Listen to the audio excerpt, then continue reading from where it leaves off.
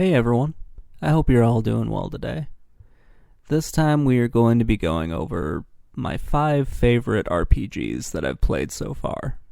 So let's talk a little bit about the selection criteria here. These are games that I have to have played for this channel, so this is not going to be like an all-time list or anything like that. I'm not going to be going back to like the weird stuff that I played back when I was a kid. And yeah, I'm just going to be picking the 5 that I enjoyed the most for this channel. You're not going to see any Final Fantasy games on here. That's not because they're bad games. It's just I enjoyed these 5 more than the 4 Final Fantasy games that I played for this. So let's get into the list. The first one up is Parasite Eve.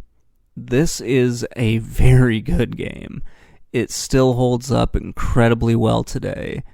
I just really love this game an awful lot.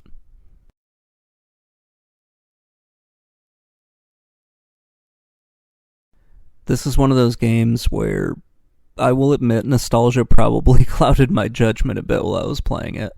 It does have a few faults, but for the most part, I didn't really care about those. It just, kind of brought me back to when I was a kid, and I got this for Christmas. I got a few other games along with it, but I can't remember what exactly. I just remember sitting down with this one and having so much fun going through it, trying to figure out what I was supposed to do, what was, going on in the game, and doing my best not to screw up.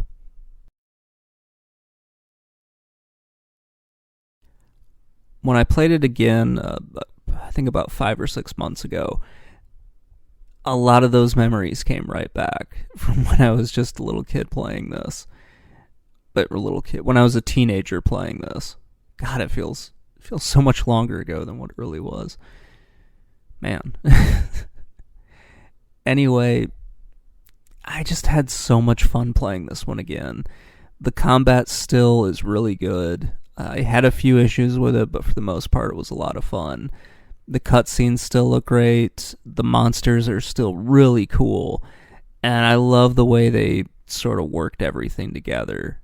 It's just a lot of fun to play. Everything in it was just a lot of fun to go through this.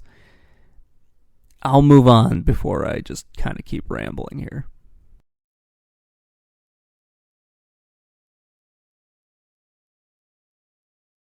So this is kind of a hidden gem. Destiny of an Emperor. It is a very good game. It's on the NES, and it's one of the very rare Capcom RPGs. I feel like it kind of got overlooked, or at least it felt like it did, when I was younger. I never heard about this game when I was growing up, and I didn't find it until, I was in high school, and I was homesick one day, and just started downloading ROMs. After that, when I started game hunting, I just tried to find this thing again. It is just such a great game to play. It takes place during the Three Kingdoms period of China. You have 5 characters who can actually level up, if I'm remembering all this correctly. And it's very strange to kind of describe. You do have spells, but they're really more of tactics. Your armies grow, so your hit points are actually the number of soldiers you control. And so as you level up your generals, or at least the 5 that can be leveled up, their armies will get bigger.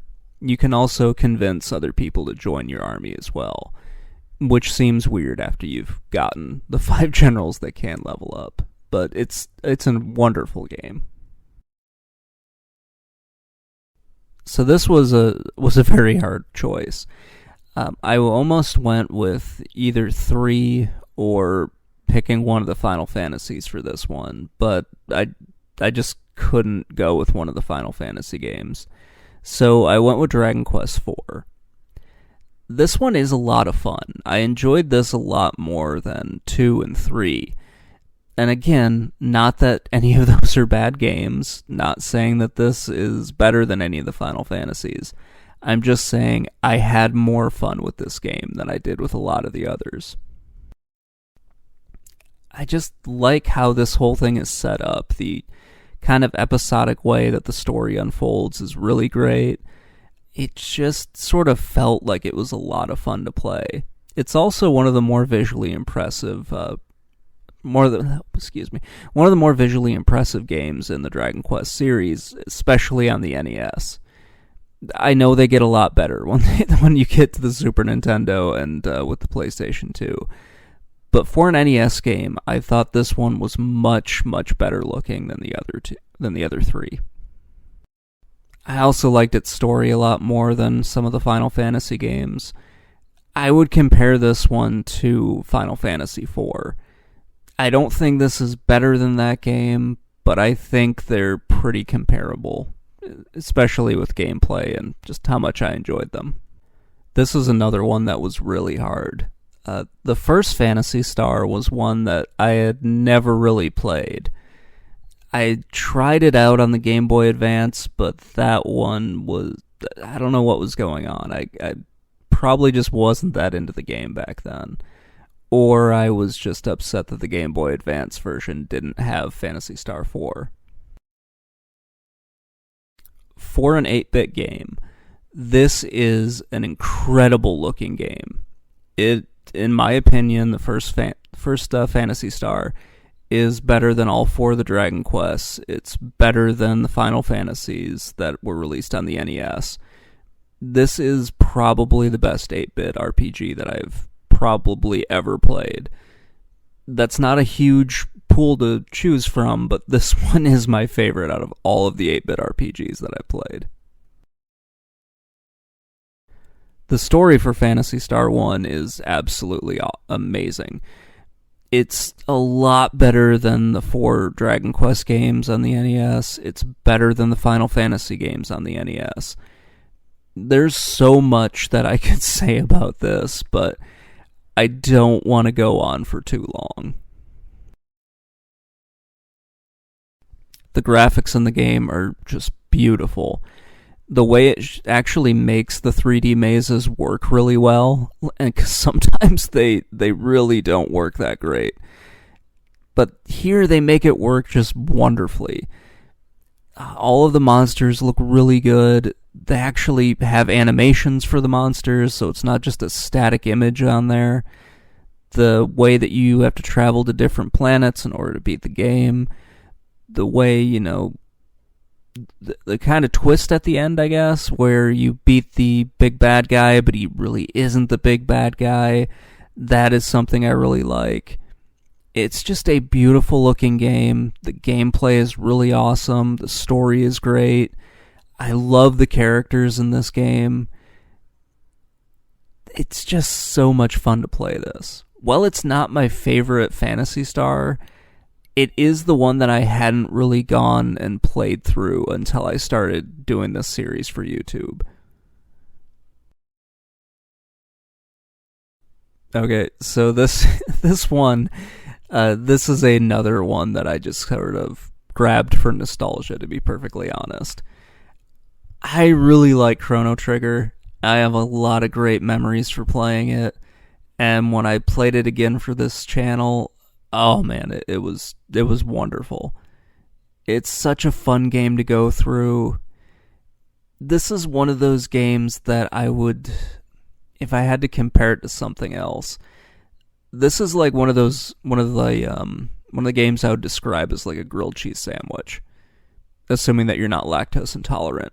It's just one of those games that you can throw on and you know what you're going to get. It's going to be a lot of fun.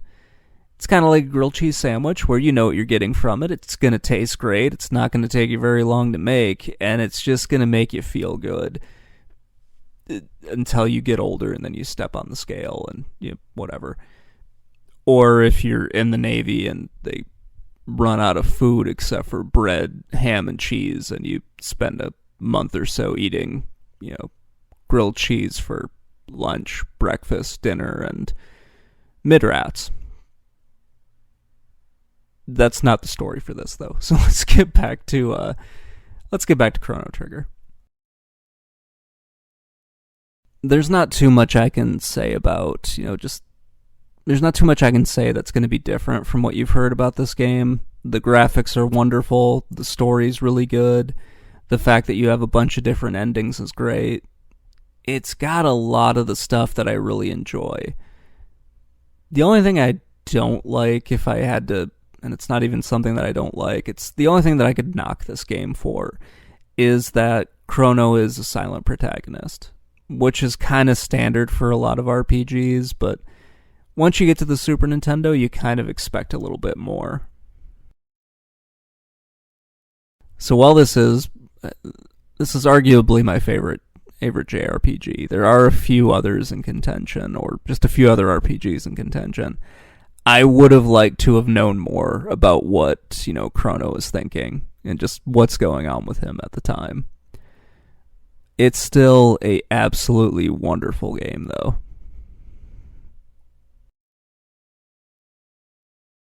So let's wrap this thing up, everybody.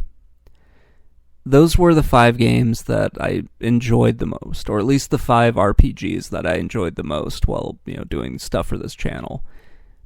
Like I said, they're not my 5 favorite ones, but they're definitely games that I enjoyed an awful lot more than the other JRPGs and RPGs that I played for this.